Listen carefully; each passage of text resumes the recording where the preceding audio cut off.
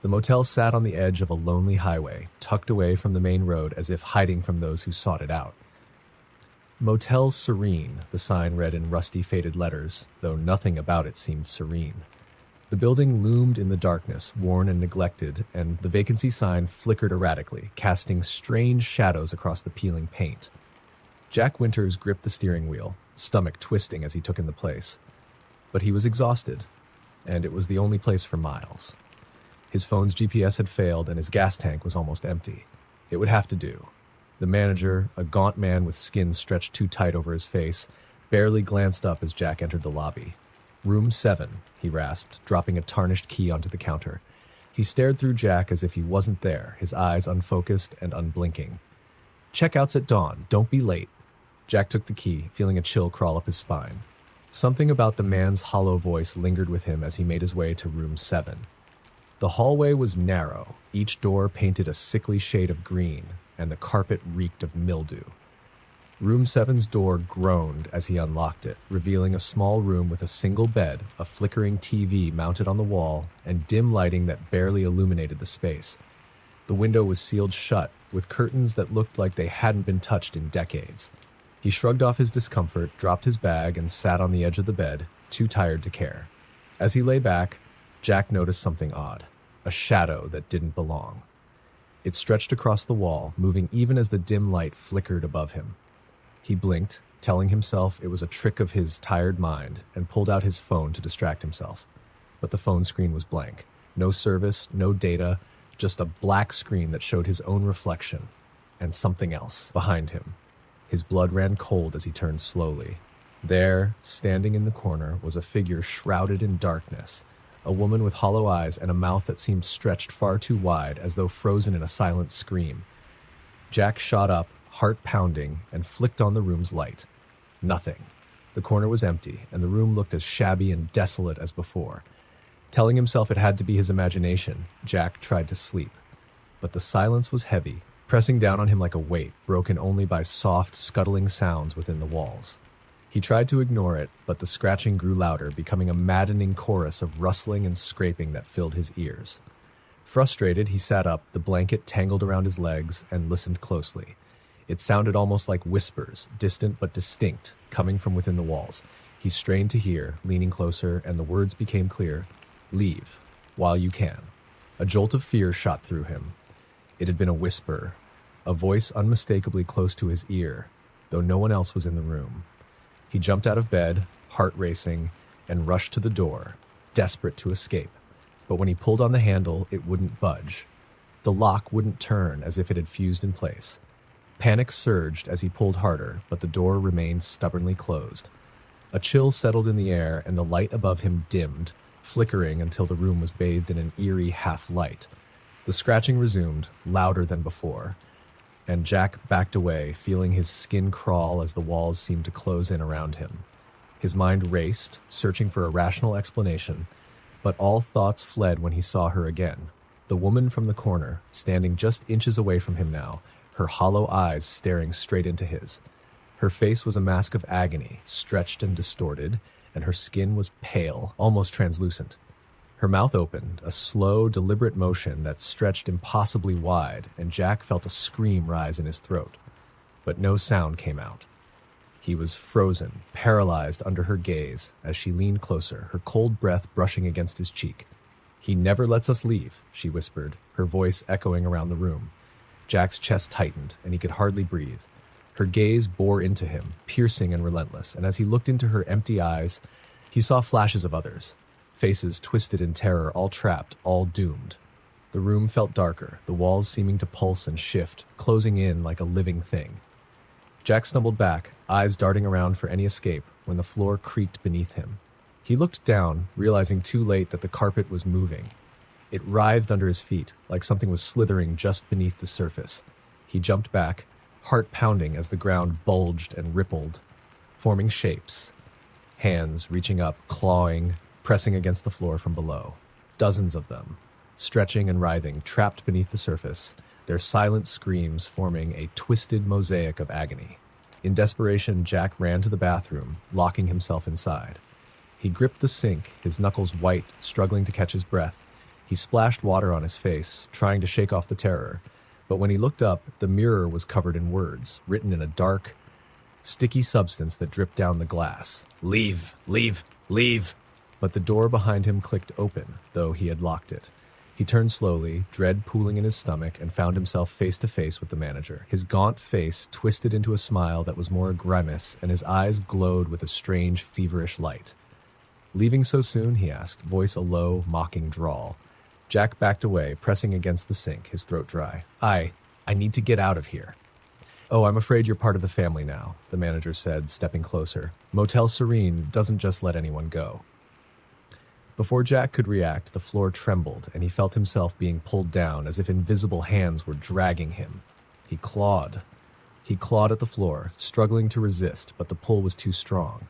Shadows swirled around him, growing darker, colder, until he could barely see. His screams were swallowed by the suffocating darkness as he felt himself sinking. Merging with the floor itself, his body pressed down, crushed, trapped, and then silence. The next morning, a new guest arrived, a young woman with tired eyes and an uneasy expression. She rang the bell at the front desk, glancing around the dingy lobby, and the manager appeared, his gaunt face breaking into that eerie, hollow smile. "Room 7, he said, handing her a tarnished key. "Checkout's at dawn. Don't be late." As she walked down the narrow hallway, passing by the faded green doors, she couldn't shake the feeling that something was watching her. But she shrugged it off, too tired to care. She unlocked the door to room 7 and stepped inside, tossing her bag on the bed. She didn't notice the faint, desperate whispers that echoed within the walls. "Leave, while you can." The dense fog wrapped around the lone traveler as she drove through the winding roads, lost somewhere between two towns that didn't even appear on her map. The headlights of her car barely cut through the gloom, and an uneasy chill settled in the pit of her stomach. She was tired, too tired to keep driving, and the road had stretched on for miles without any sign of life. But then, like a beacon, a small neon sign appeared in the distance, glowing faintly in the fog. Motel Crescent Moon. Relieved, she turned into the narrow driveway and parked under a flickering streetlight. The motel was small, just a handful of rooms, and looked more like it had been abandoned years ago. The paint was peeling, the sign's letters were barely legible, and the lobby window was cracked, giving the place an unsettling air. But the traveler had no other options. She was exhausted and in desperate need of rest. Taking a deep breath, she entered the lobby. A woman sat behind the front desk, her face obscured by shadows, only her eyes gleaming in the dim light. Her skin was unnaturally pale, almost gray, and when she smiled, it was a cold, distant gesture, as if she didn't remember how to do it. "Welcome," she said in a voice so soft it was almost a whisper. "One room, yes?" The traveler nodded, unable to shake the feeling that something was wrong. The woman handed her a key, the number 8 dangling from the rusted tag. "Room 8, she said, her voice barely above a whisper. "Don't leave your room tonight." The traveler hesitated, unnerved, but took the key without asking questions. As she made her way down the cracked pavement to room 8, she thought about the strange warning. Maybe it was nothing, just a weird old woman playing tricks. She shook it off and entered the room, locking the door behind her. The room was dingy, the wallpaper peeling, and a damp smell lingered in the air. She was too tired to care. The bed looked uncomfortable, but it would have to do. She lay down, hoping sleep would come quickly, but as soon as she closed her eyes, she heard it, a faint scratching sound coming from somewhere within the walls. She opened her eyes, heart pounding, straining to listen. The sound continued, a slow, deliberate scratching, like something clawing its way through the walls. She sat up, holding her breath as the noise grew louder, almost rhythmic, as if whatever was making it was determined to get through. The scratching stopped abruptly. Silence settled over the room, thick and oppressive.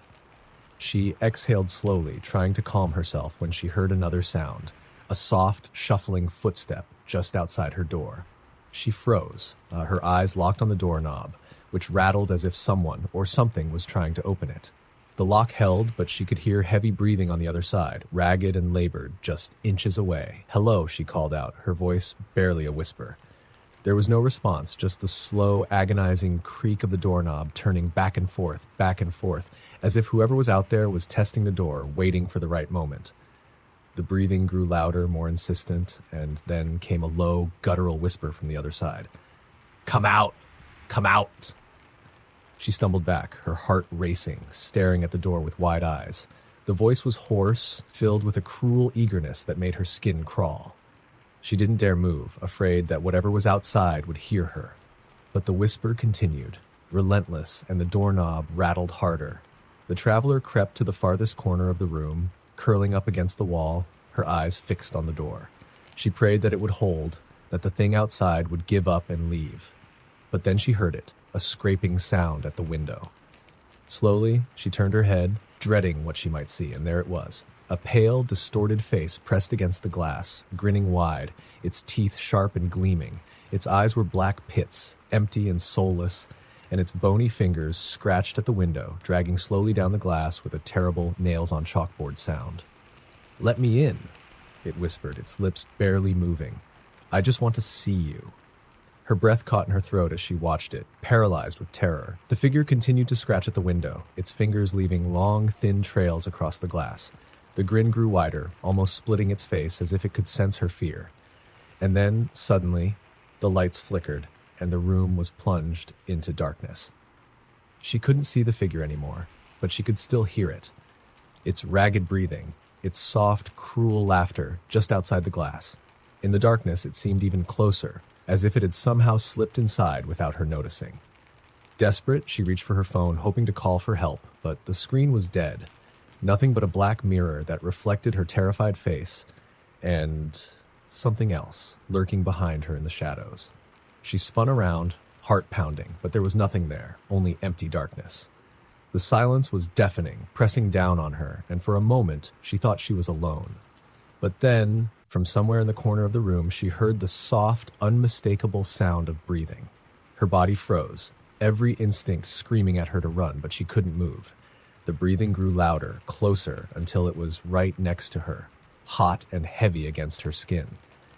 And then, in a voice so soft it was barely a whisper, it spoke. "I told you not to leave your room." The lights flickered back on, and she found herself alone again, the room empty. The breathing had stopped, the scratching was gone, and the window was undisturbed. For a moment, she thought she had imagined it all, some terrible nightmare brought on by exhaustion. She took a shaky breath, forcing herself to calm down, but as she sat there, trying to steady her nerves, she noticed something chilling. Etched into the wall above her bed, in long, ragged letters, were the words, "We see you." Her heart stopped. She backed away from the wall, but her movements felt sluggish, her legs heavy. She staggered to the door, desperate to escape, but it wouldn't budge. The lock wouldn't turn.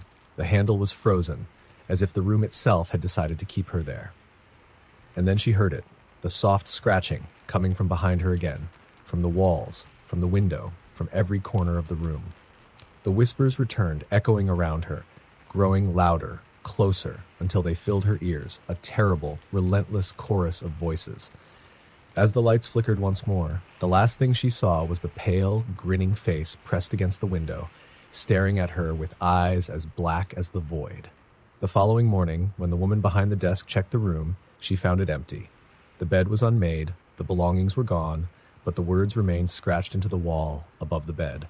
"We see you." No one ever saw the traveler again. And somewhere in the depths of Motel Crescent Moon, the whispers continued, waiting patiently for the next unfortunate soul to arrive. The old diner sat at the crossroads, its neon lights flickering in the dead of night. Travelers avoided it, or so the locals said. The coffee was always bitter, the pie always stale, and there was something unsettling about its single waitress, a woman named Irene who never seemed to age. But drivers on long, lonely highways weren't picky, and for Claire, lost and running on fumes, it was a last resort. The rain hammered down, turning the empty lot into a lake of muddy puddles as she parked her car and made a dash for the door. Inside, the diner was dim, lit only by a couple of struggling bulbs hanging from above.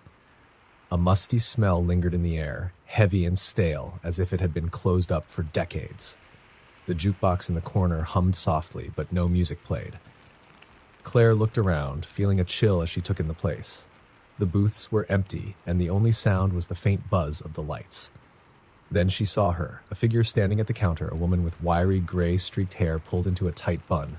She wore an old-fashioned waitress uniform, the kind with ruffles on the shoulders and a name tag that read, Irene. Her eyes, shadowed under heavy brows, fixed on Claire the moment she stepped in. Long night? Irene's voice was low and raspy, almost mechanical.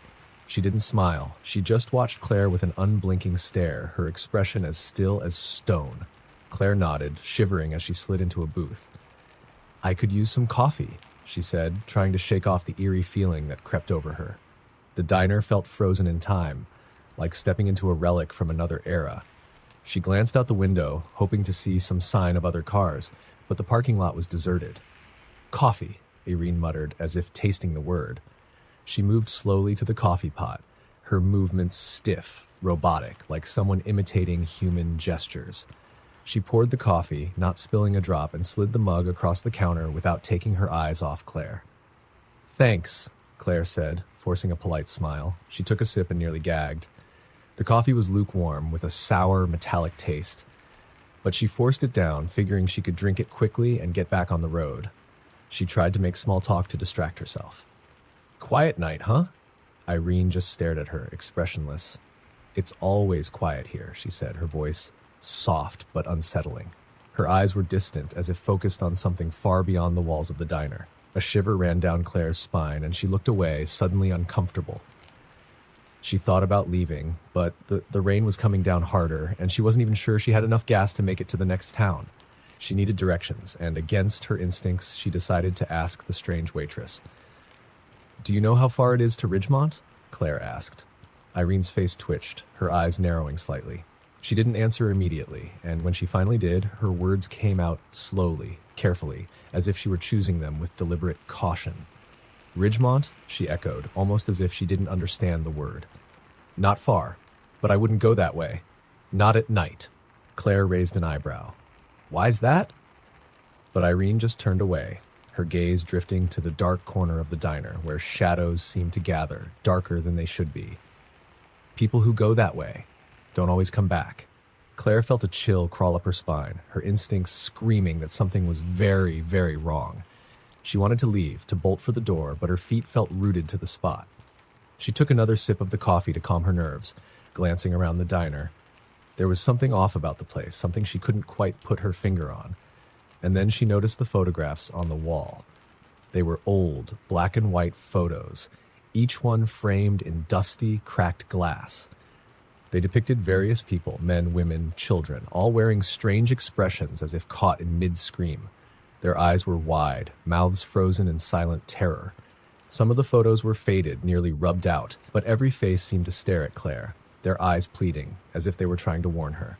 She glanced back at Irene, who was watching her intently. Who are they? Claire asked, her voice barely more than a whisper. Irene's lips curled into a faint, almost imperceptible smile. Travelers, she said, her voice dripping with something dark, something that made Claire's skin crawl. People who stopped here, just like you. A surge of panic rose in Claire's chest, and she decided she'd had enough. She grabbed her bag, muttering a hasty excuse, and headed for the door. But as she reached for the handle, a strange sensation washed over her. Her hand passed right through it, as if the door were nothing but air. What? She tried again, pushing against the glass, but her hand went straight through, like trying to grab smoke. Panic turned to terror as she looked around, realizing that the walls, the tables, everything around her had taken on a shadowy, translucent quality. She looked down at her own hands, and they, too, seemed to be fading, becoming faint and ghostly. Leaving so soon? Irene's voice echoed, a low, mocking whisper that seemed to come from all around her. Claire turned, heart-pounding, to see Irene standing in the center of the diner, watching her with eyes that glowed faintly in the darkness. We've only just met. What's happening? Claire gasped, backing away, but there was nowhere to go. The diner was shifting, the walls closing in, the tables and chairs blending into shadows that seemed to reach for her, wrapping around her like tendrils. Irene's face twisted into a wide, sinister grin, revealing rows of sharp, glistening teeth. You can't leave, Claire, she said, her voice filled with a terrible, gleeful malice. This place, this diner, it doesn't exist on any map. Once you enter, you're here forever. Claire's breath came in short gasps as she struggled, her hands passing through the walls, her body fading with each passing second. The photos on the walls seemed to shift, the faces growing clearer, each one bearing the same expression of horror. And then, to her utter terror, she saw her own face reflected back at her from one of the photos, eyes wide, mouth open in a silent scream. "No! No!" she screamed, reaching out, but her hand had already become transparent, fading like smoke. She felt herself slipping away, becoming part of the diner, trapped in the shadows, her voice no more than a faint whisper in the walls. The next morning, the diner sat quietly at the crossroads as it always had, as if nothing had happened. The neon lights flickered, casting an eerie glow in the early dawn, and in the corner of the diner, a new photograph had appeared on the wall. A young woman with wide, terrified eyes and an expression of utter despair. The rain stopped, and the road lay empty. And somewhere in the diner, Irene waited, her eyes gleaming as she watched the road, waiting patiently for the next traveler, another soul to join the collection. And so the diner remains forever at the crossroads, where lost souls wander in but never find their way back out. The thunderstorm hit just as Ben's car sputtered to a halt on a deserted, winding road in the middle of nowhere. Rain poured down in sheets, turning the road into a river, and he cursed under his breath, fumbling for his phone only to realize he had no signal. The lights from his dashboard dimmed, leaving him in near total darkness. His heart sank as he looked around, desperate for any sign of civilization. And then he saw it, through the rain, a small, dilapidated farmhouse nestled at the edge of a field. A single light glowed faintly from an upstairs window, a beacon in the storm. With no other options, he pulled his hood up and ran through the rain, his shoes sinking into the mud as he made his way up the gravel path to the front door. The house was silent, eerily so, as he knocked. After a long, tense moment, the door creaked open, revealing an old woman with hollow eyes and a thin, almost skeletal frame. She stared at him for a moment, unblinking, before stepping aside. "Come in," she said in a voice so soft it was barely audible. Relieved, Ben stepped into the house, dripping rainwater onto the worn floorboards. The inside was just as neglected as the outside. Dust coated every surface, and a musty smell lingered in the air. The old woman closed the door behind him, her eyes never leaving his face. "Thank you so much," he said, trying to ignore the discomfort creeping up his spine. "My car broke down, and I just need a place to stay until morning." The woman nodded slowly, her gaze cold and unfocused. "The storm has trapped you then. It does that sometimes," she murmured. "I'll prepare a room for you, upstairs." She gestured to the staircase, her long, bony finger pointing up to the second floor. Ben hesitated, but thanked her again, too exhausted to argue, and made his way up the creaking stairs. The house felt old in a way that was almost oppressive, as if it had absorbed years of sorrow and despair. Shadows seemed to dance along the walls, and each step he took felt heavier, weighed down by something he couldn't see. The hallway was narrow and dim, with only a single light bulb casting a feeble glow. The walls were lined with faded portraits of people with pale faces and hollow eyes, their expressions frozen in sadness.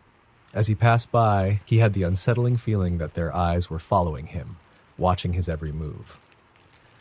At the end of the hallway was his room, small and sparsely furnished. A bed with a tattered quilt, a wooden dresser, and a mirror were the only items in the room. He set his bag down and caught his reflection in the mirror, surprised at how tired he looked. But then, something in the reflection made his blood run cold. A figure stood just behind him, barely visible in the shadows. A young woman, her face gaunt, her eyes wide and filled with terror. She seemed to be reaching out to him, her hand hovering just inches from his shoulder. Ben spun around, his heart pounding, but there was no one there. He took a deep breath, trying to shake off the fear. "Just my mind playing tricks," he muttered to himself, but the words sounded hollow in the silence. He turned back to the mirror, only to find it was blank now, the woman gone as if she had never been there. Unnerved, he decided to explore the rest of the house, hoping he could shake off the strange feeling that had settled over him. As he made his way down the stairs, he noticed a door he hadn't seen before, slightly ajar, leading to a dark basement. Against his better judgment, he pushed the door open, peering down into the darkness. The air was cold and damp, and a foul smell wafted up, making him gag. But curiosity won over caution, and he carefully made his way down the narrow stairs, his footsteps echoing in the confined space. At the bottom, the basement opened up into a large, dimly lit room lined with shelves, each one filled with objects that seemed strangely out of place. Dolls with blank eyes, dusty photo albums, tarnished jewelry, all arranged as if on display. A chill ran through him as he realized these weren't just random objects. They were keepsakes, tokens of people who had been here before. His gaze fell on an old leather-bound journal sitting on a shelf, its pages yellowed with age. He opened it and his heart sank as he read the first entry. August 4th, 1912. Another guest has arrived. I fear he won't stay long. The house has chosen him, as it has chosen so many before. He flipped through the pages, each one recounting the arrival of another guest who had come to the house, seeking refuge only to disappear without a trace. The entries grew more frantic, more desperate, until they ended abruptly, the ink smudged as if the writer had been interrupted. A noise behind him made him whip around, his pulse racing. The old woman stood at the top of the stairs, her eyes gleaming in the darkness. "You shouldn't have come down here," she said, her voice cold and hollow. Ben backed away, his hands trembling. Who were all these people? The old woman's lips twisted into a sad, knowing smile. They were travelers, just like you, trapped by the storm with nowhere else to go. He shook his head, fear clawing at his throat. What happened to them? The woman's expression grew distant, her gaze drifting to the shelves filled with the mementos of lost souls. The house, it has a way of keeping people. Once you step inside, it doesn't let you leave. It absorbs you, piece by piece, until there's nothing left but a memory. Ben's heart hammered in his chest. He had to get out. He bolted for the stairs, but the old woman stepped aside, watching him with a strange, sad expression. "Run if you like," she murmured, "but it won't help." Ignoring her, Ben raced up the stairs and back into the hallway, his mind racing. He had to get out, to escape before he became just another victim of the house. But as he reached the front door, he froze. The door was gone. In its place was a wall, solid and seamless, as if the door had never been there. His breath caught in his throat as he turned, looking around in horror. The windows, too, had vanished, replaced by unbroken walls that seemed to close in on him. Desperation clawed at him as he searched the house, looking for any way out. But every door he opened led to another room, another hallway, twisting and turning in impossible ways until he could no longer tell where he was. The house was changing, shifting around him, trapping him in its endless maze. And then he heard it, a faint, distant whisper, like the murmur of voices, growing louder with each step. He followed the sound, his heart pounding, until he found himself back in the hallway lined with portraits. But now, there was a new face on the wall, his own. He stared at it, horror flooding his veins as he took in the expression frozen on his face, wide-eyed, mouth open in a silent scream. He reached out to touch it, his fingers trembling, but as he did, he felt himself fading, becoming light as air, dissolving into the shadows. The last thing he heard was the old woman's voice, soft and almost tender. "Welcome to the house, Ben. You're part of it now." And somewhere in the distance, as the storm raged on, the house waited patiently for its next visitor.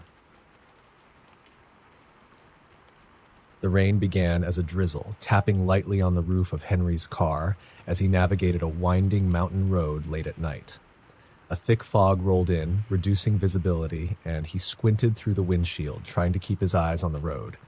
His GPS flickered, the map vanishing and reappearing as the signal grew weak.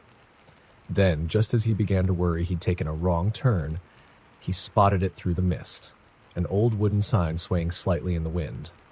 Crow's End Lodge. Vacancy.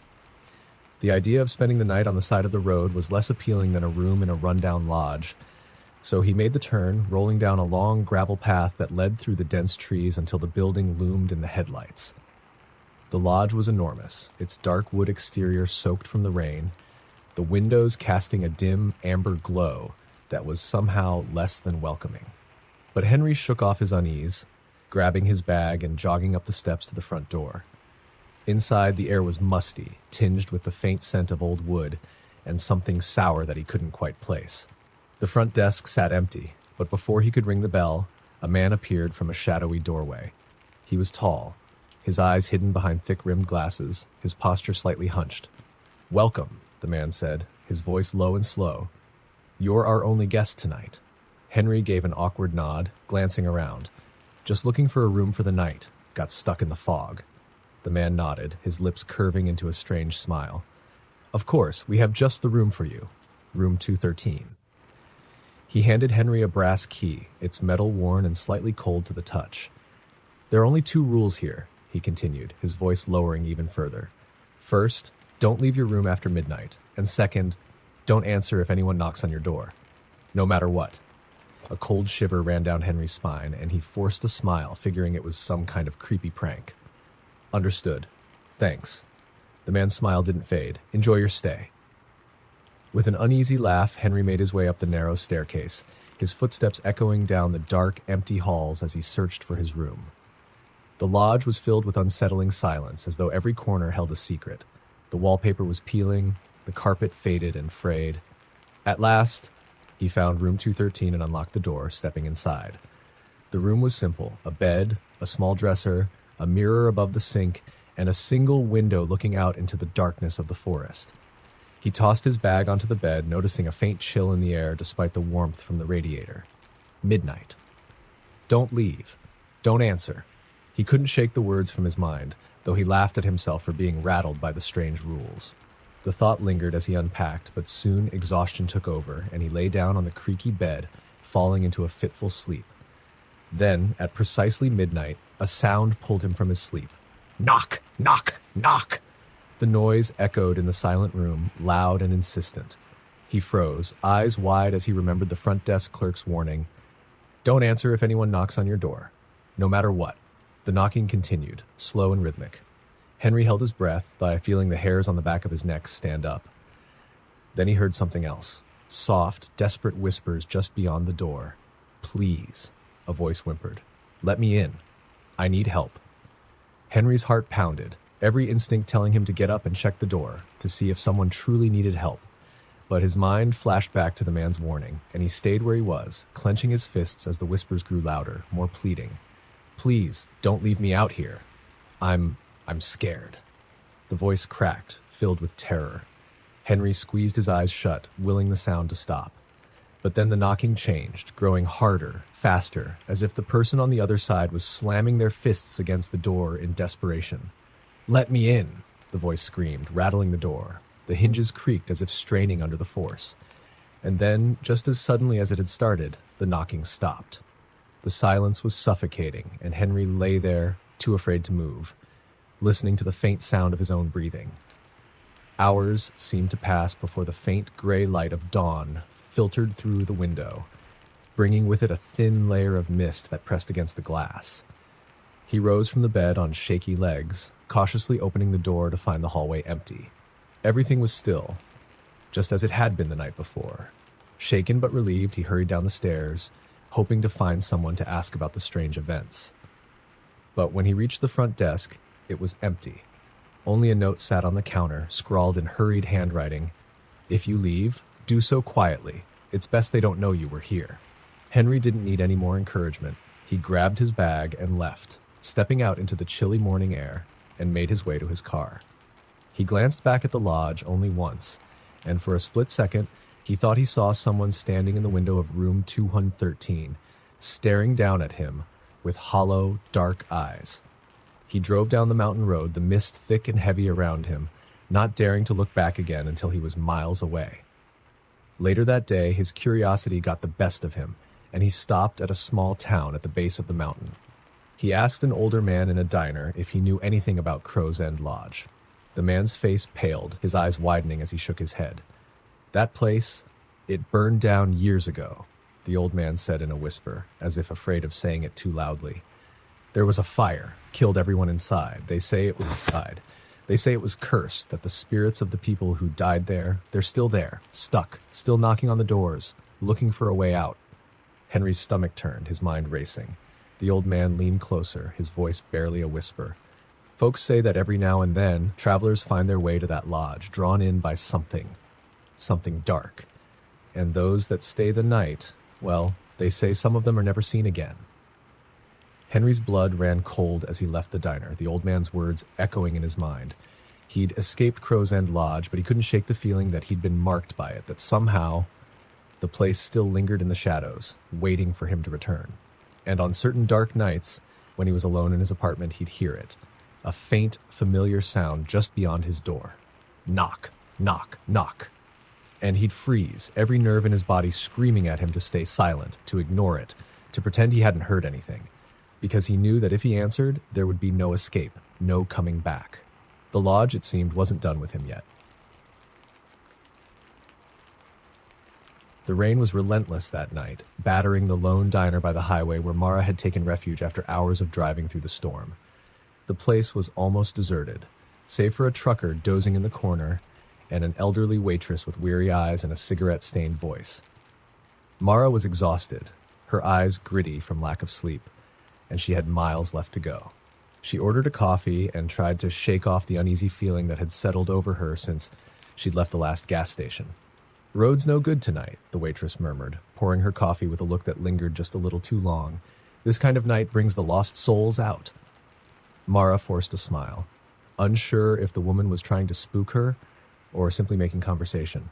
"Yeah, it's pretty bad out there," she replied, taking a sip of her coffee and hoping to brush off the waitress's unnerving gaze.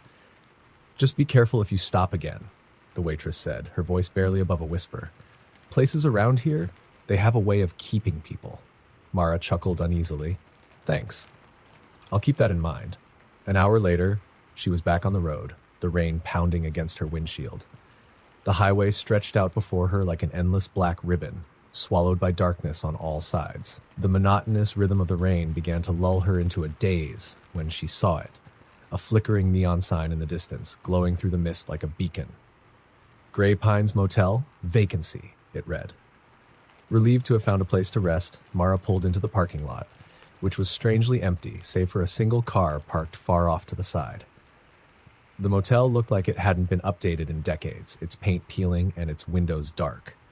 She hesitated, remembering the waitress's warning, but exhaustion won out. She climbed out of the car, clutching her jacket tightly as she made her way to the small, dimly lit office. The man at the desk was tall and pale, his skin sallow under the flickering fluorescent light. He didn't look up as she entered. Instead, he kept his eyes fixed on the old black and white TV playing static in the corner. "Room for the night?" Mara asked, forcing her voice to sound steady. The man nodded, sliding a rusty key across the counter without a word. She glanced at it, noting the number scratched into the metal, Room 7. The man's gaze finally lifted, and his eyes, dark and empty, met hers. "Sleep tight," he said, his lips twisting into a strange, humorless smile. She shuddered, taking the key and hurrying back outside. Room 7 was on the far end of the building, away from the light, nestled in shadow. She unlocked the door and stepped inside, the smell of mildew and stale air filling her nose. The room was as run down as she'd expected, a creaky bed, a small dresser, and a single window that looked out into the forest behind the motel. Mara locked the door and sat on the edge of the bed, exhaustion washing over her. But as she lay down, something felt off. The room was too quiet, as if it were holding its breath. She glanced toward the window where a faint tapping sound began, almost imperceptible at first, then growing louder, rhythmic. Tap, tap, tap. She sat up, heart pounding, and approached the window, peering out into the rain-soaked night. But there was nothing there, just the dark outline of the trees swaying in the wind. She returned to bed, dismissing the noise as the wind or a branch scraping against the glass. But as she settled in, it started again. Tap, tap, tap. The sound grew louder, sharper, as if someone or something was trying to get in. She turned on the bedside lamp, casting a dim light across the room. The tapping stopped. Relieved, she let out a breath she hadn't realized she'd been holding and turned off the light. But as soon as darkness enveloped the room again, the tapping resumed, this time from the door. Heart hammering, she crept toward the door, peering through the peephole. The hallway outside was empty, the only movement the rain trickling down the glass. She told herself it was just the wind, that her mind was playing tricks on her, but a creeping sense of dread filled her. Then came the voice, a low, raspy whisper that seemed to seep through the door itself. "Let me in," it hissed, barely audible, chilling her to the core. "Please, it's so cold out here." Mara froze, her heart racing as the whisper grew louder, desperate. "Let me in. I need to get inside." Ignoring the voice, she backed away, telling herself that it was just her imagination. But then something strange happened. The room around her began to change. The walls seemed to close in, growing darker, the air thick with a damp, suffocating chill. The furniture aged before her eyes, the wood splintering, the wallpaper peeling, as if decades were passing in seconds. The light flickered, then went out entirely, plunging her into pitch-black darkness. Mara's breaths came in shallow gasps as she fumbled for her phone, trying to use its light, but the screen was dead. In the silence, the whisper came again, closer this time, almost as if it were inside the room with her. "Please let me in." Then, the door creaked open slowly, though she knew she'd locked it. She watched, paralyzed, as a figure stepped into the room. A shadowy silhouette, its limbs long and twisted, its face obscured in darkness. It moved toward her slowly, each step making the floor groan. Mara stumbled backward, her back pressing against the wall as she tried to scream, but no sound came out. The figure drew closer, its face emerging from the shadows. A hollow, sunken face with empty eyes, its mouth stretched into an unnatural, twisted smile.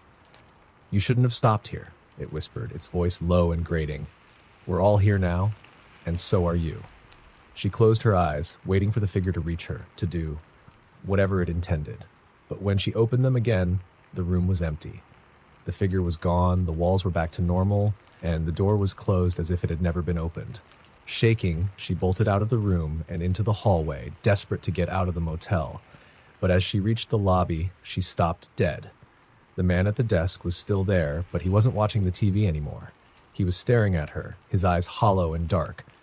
"You can check out," he said, his mouth twisting into that strange, humorless smile, "but you can't leave." Mara ran out the door, stumbling to her car and starting the engine, speeding away from the motel without looking back. She didn't care where she was going as long as she was away from that place. She drove through the night, heart racing, her mind a blur of fear and confusion. As dawn began to break, she finally dared to glance in her rearview mirror, hoping to put the nightmare behind her. But reflected in the mirror was a small, rusted sign by the side of the road, a sign she recognized all too well: Gray Pines Motel, vacancy. And standing in the parking lot, barely visible through the mist, was a dark silhouette, watching her car fade into the distance, its hollow eyes fixed on her. No matter how far she drove, no matter how many turns she took, the motel was always there, waiting for her, each road leading her right back to that cursed place, trapped in a loop that had no end.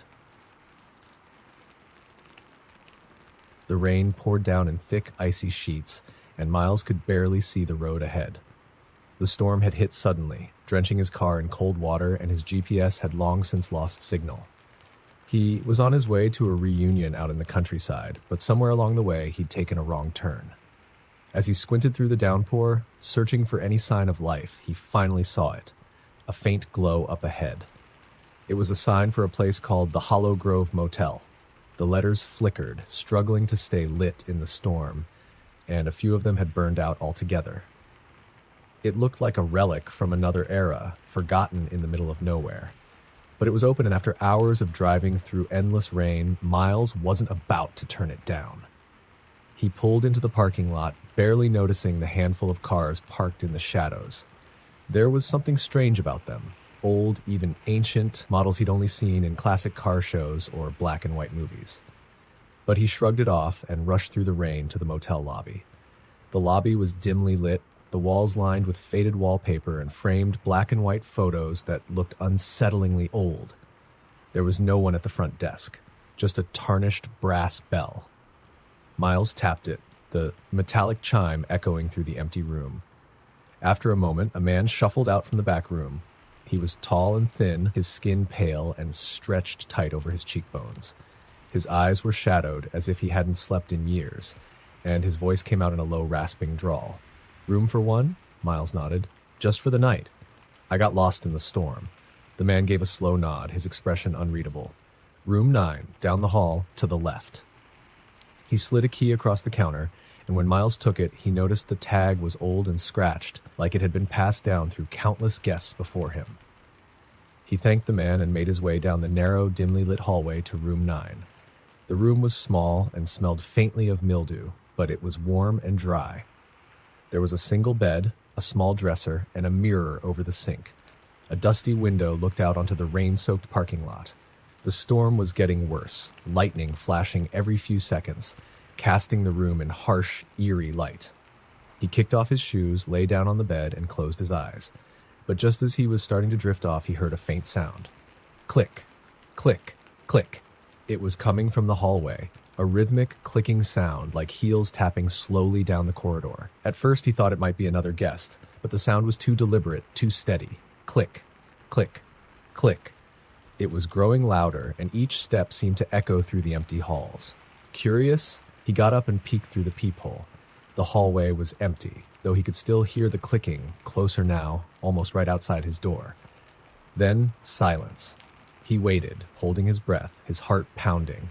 But after a few seconds of stillness, he relaxed, assuming it was just his imagination. He returned to bed and tried to shake off the eerie feeling. But no sooner had he closed his eyes than he heard it again. This time it was a soft, muffled scratching, like fingernails against wood. It was coming from the other side of the wall, just behind the headboard. Someone, or something, was scratching, slow and steady, as though it was trying to dig its way through. He sat up, gripping the bedsheets, unsure if he should investigate or try to ignore it. The scratching grew louder, more desperate. Then it stopped abruptly. He held his breath, listening to the silence, hoping it was over. And then from the other side of the room, a faint whisper broke through the darkness.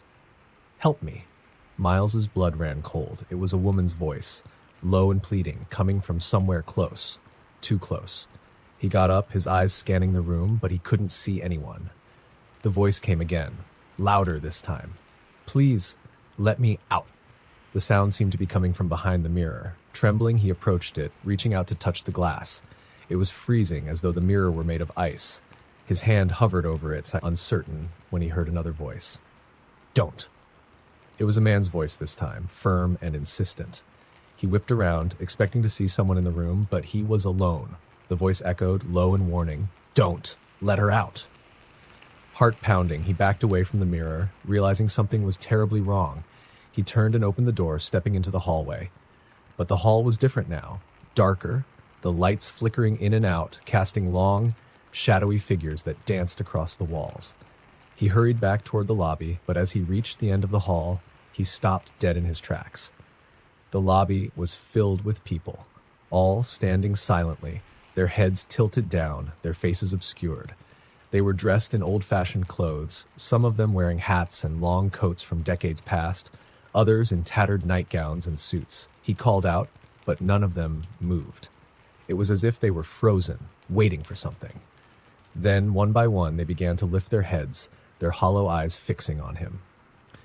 Their faces were pale and lifeless, their mouths twisting into unsettling smiles that grew wider and wider, stretching across their faces in impossible angles. Panicking, he stumbled backward, turning and sprinting down the hall. But as he passed the rooms, he noticed that every door was open.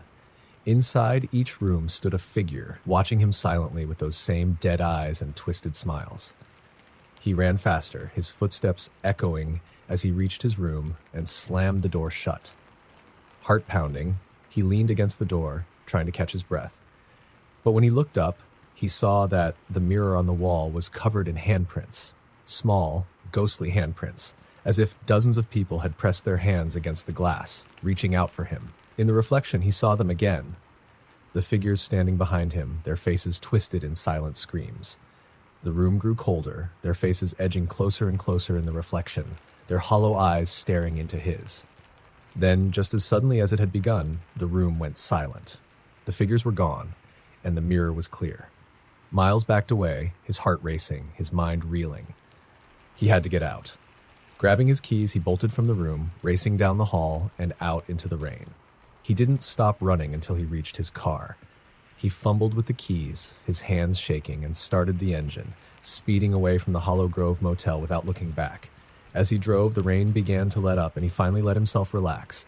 But when he glanced in his rearview mirror, he froze. In the back seat, he saw her, a woman, pale and lifeless, her eyes hollow and empty, staring back at him with a twisted smile. And then she whispered, her voice soft and chilling, "Thank you for letting me out." The storm came out of nowhere as Evelyn drove along the isolated mountain road.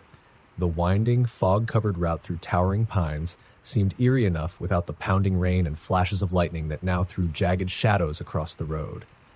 The GPS on her phone had long since lost connection, and her gas tank was near empty. Just as panic began to set in, she spotted a small wooden sign almost hidden by overgrown branches, its paint peeling but readable in a flash of lightning. Pinebrook Lodge, vacancies. The lodge loomed just up ahead, a dark silhouette against the misty backdrop of trees. It looked like it hadn't seen any visitors in decades. But with nowhere else to go, Evelyn pulled into the small gravel lot, noting how old and worn the lodge appeared up close. Every window was dark, and the building seemed to lean slightly, as if weighed down by years of secrets.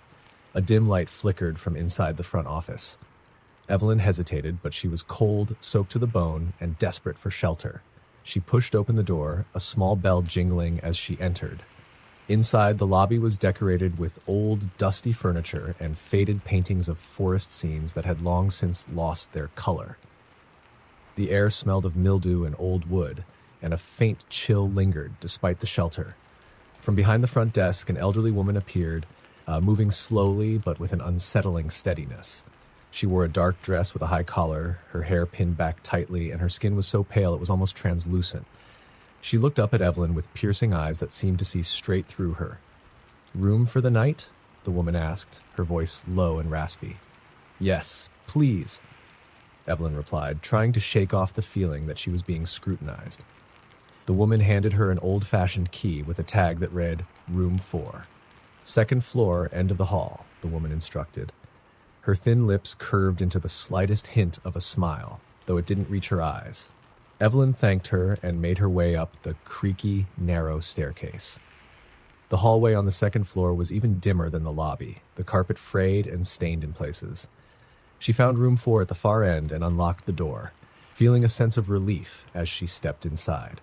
The room was small and sparsely furnished, a bed with a thin blanket, a dresser, and a single dusty mirror on the wall.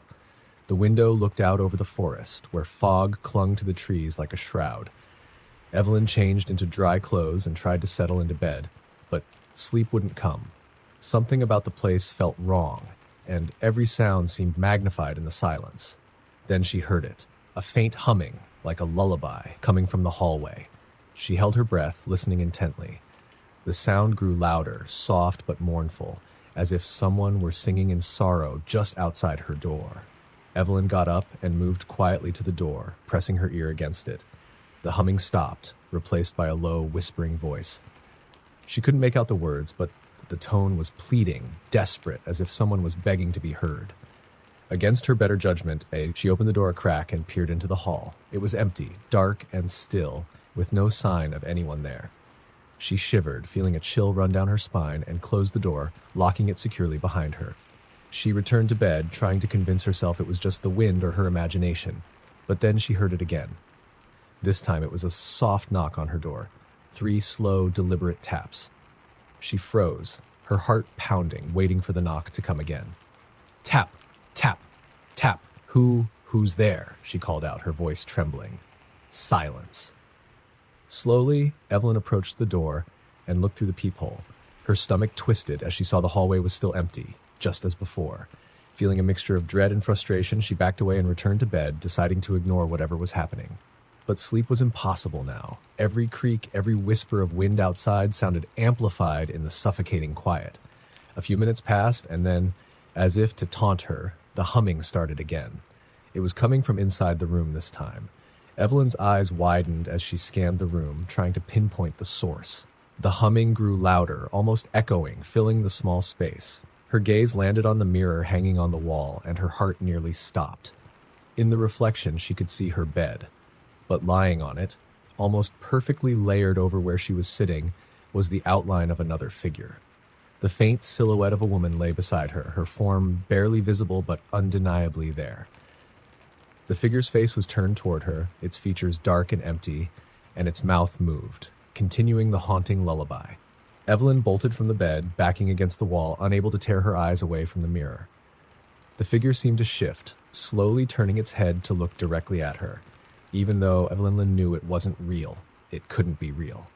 And yet, the The woman's eyes, hollow and dark, locked onto hers in the reflection.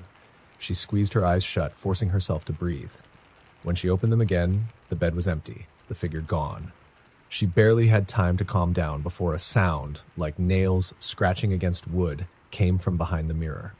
Horrified, Evelyn watched as hairline cracks began to spread across the mirror's surface, spidering outward as if something inside were clawing to get out. "Help me!" A whisper drifted out from behind the glass, faint and broken, followed by frantic scratching that grew more desperate, more insistent. Panicking, Evelyn stumbled toward the door, her hands shaking as she fumbled with the lock. The whispering grew louder, the voice becoming clearer with each second. "You can't leave. Not yet." Finally, the lock turned, and Evelyn threw open the door, rushing into the hallway. She sprinted down the stairs and through the lobby, not stopping to look back. As she passed the front desk, she noticed the elderly woman standing there, watching her with that same hollow stare, her eyes cold and empty. "You can't outrun them?" the woman called out softly as Evelyn burst through the front door into the rain. She jumped into her car, slamming the door and locking it, her breaths coming in shallow gasps. She turned the key, praying the engine would start. After a few agonizing seconds, it roared to life, and she sped away from the lodge, not daring to look back. Miles down the road, when she finally felt safe enough to catch her breath, she glanced in her rearview mirror. Her heart stopped. In the back seat, the woman from the mirror sat silently, her hollow eyes meeting Evelyn's in the reflection. The voice from the mirror echoed in her mind, a cold whisper that promised she would never truly be alone again. It was late in the evening when Seth finally turned off the lonely highway and onto a dirt road. The GPS had glitched out an hour ago, and now he was relying on memory to reach the old farmhouse he'd rented for the weekend. The sky was dark, moonless, and the dense trees along the road pressed in, creating the feeling of driving through a tunnel of shadows. After what felt like ages, he saw it. The farmhouse, isolated on a large plot surrounded by overgrown fields and a decaying fence. The house looked ancient, leaning slightly as though it were tired from standing for so many years. But it was just for a weekend, and Seth shrugged off the unsettling atmosphere. He grabbed his bag and went inside, noticing the faint smell of dust and old wood. The house creaked as he moved, every footstep echoing through the empty rooms. The furniture was sparse, but there was an old rocking chair in the corner of the living room facing away from him. Seth felt a strange urge to turn it around to see if anyone was sitting there, but he dismissed it as silly and headed to the kitchen. Just as he opened the fridge, he heard a sound, a faint creak from the living room. He froze, straining his ears.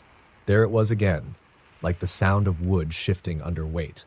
Slowly, he crept back to the living room and looked at the rocking chair. It was rocking back and forth, slow and steady, though the room was still and silent.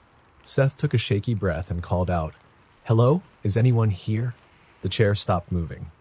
He told himself it was just a draft, that the old house was bound to make strange noises, but he decided to keep his distance from the chair. He went upstairs to find his room and, after unpacking a few things, lay down on the bed, hoping to sleep off the weird tension building in his chest. As he drifted off, he could have sworn he heard the faint sound of humming, a soft, sorrowful melody that seemed to rise from the walls themselves. Later that night, he awoke to the sound of footsteps in the hallway. He sat up, heart racing, and listened. The footsteps were slow, deliberate, pacing back and forth just outside his door. Swallowing his fear, he forced himself out of bed and moved to the door, cracking it open just enough to peer into the dark hallway. It was empty. The footsteps stopped and the house was silent again. But when he turned to go back to bed, he heard something else. Whispers, soft and faint, like a conversation just out of earshot. The voices seemed to be coming from downstairs, from the living room. Against his better judgment, he crept down the stairs, drawn to the muffled voices. As he reached the bottom, he saw something that made his blood run cold. The rocking chair was no longer empty. A figure sat in the chair, its back turned to him.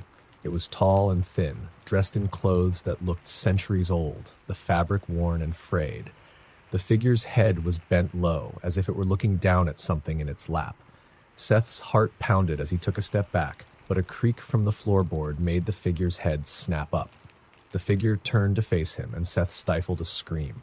The face was hollow and gaunt, its eyes sunken and empty, the skin stretched tight over sharp cheekbones. The figure's mouth opened in a slow, silent scream, as if it had been screaming for years without ever making a sound. Seth stumbled back, rushing up the stairs, his heart thudding wildly. He ran to his room and locked the door, leaning against it, trying to calm himself down. But then he heard it. A soft scratching sound, just outside his door, like nails scraping against wood. He pressed his ear to the door, and a cold whisper slipped through the crack. "Why? Did you come here?" The whisper was so close, so cold, that he could almost feel it against his skin. He backed away from the door, trying to think of a way out. But when he turned, he froze. Standing by the window was another figure, this one smaller, a child with dark, empty eyes, staring at him with a look of profound sadness. It raised one thin arm, pointing to something behind him. Slowly, Seth turned around. The mirror on the wall was fogging up, as though someone were breathing on it from the other side. And then, slowly, words began to form, written in the mist by an invisible hand. They never left. He staggered back, his mind reeling. The scratching at the door grew louder, more insistent, as if something were clawing its way inside. Panicking, Seth grabbed his bag and threw open the door, bolting down the stairs and out of the house without looking back. As he reached his car and fumbled with the keys, he glanced back at the farmhouse. In every window, he saw them, figures, pale and shadowed, staring out at him with hollow eyes, their faces frozen in expressions of sorrow and rage. They pressed their hands against the glass, leaving smudges and streaks as if they were trying to escape, trying to follow him. He finally managed to start the car and sped down the dirt road, his heart racing, his hands trembling. He didn't stop driving until he reached the nearest town, miles away from the farmhouse. The next day, he returned with the police, determined to find out what he had seen. But when they arrived, they found the farmhouse abandoned, its doors locked, its windows dark and empty. And yet, when he looked closely at the dust-covered window of the living room, he saw the faint outline of a handprint pressed against the glass from the inside, as if someone, something, were still there, waiting.